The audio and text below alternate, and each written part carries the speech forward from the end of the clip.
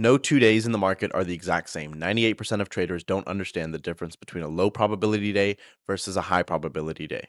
Low probability days occur when our obvious draw has already been swept before the open and price still has a long time on its daily candle remaining.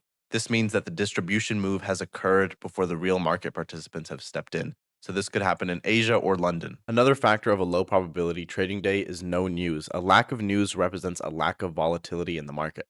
This means that there's no upcoming impetus to move price beyond what it's currently already doing. When we don't have news in the market, this is the type of price action we see: slow, lethargic, lacking displacement, and lacking a clear draw above or below. A high probability day looks like this. We have a clear draw in the market, in this case, previous day high. This aligns not only with our last daily close, but with the daily trend being bullish and price continually climbing higher.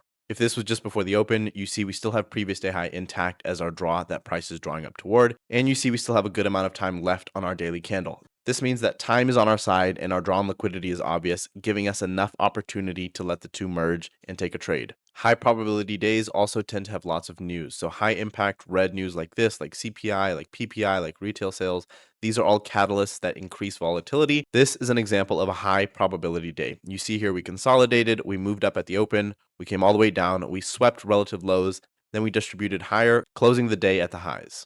This is an example of high probability price action. You see here we swept low of day. We have a bearish 1 minute gap here in the market that has not been closed above. It was closed at the edge here, but we do finally get a close above on this candle on the right here. This was my entry to go long, and I targeted equilibrium. So anything above this red line here is in a premium of our daily range. This is where I want to be selling my longs.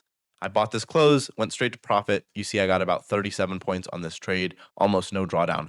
This is a result of a high probability trading environment. Draw aligns with bias, and we have volatility on our side to capture those moves. Compare that with this type of action here. You see we're not really making new lows, we're not making new highs, inversions are being stopped out left and right. This is a whole lot of mess that you do not want to be a part of. You can choose when you trade, so don't subject yourself to low probability price action. I've published an entire guide breaking down further confluences and factors that tell us if price is likely to range or to trend.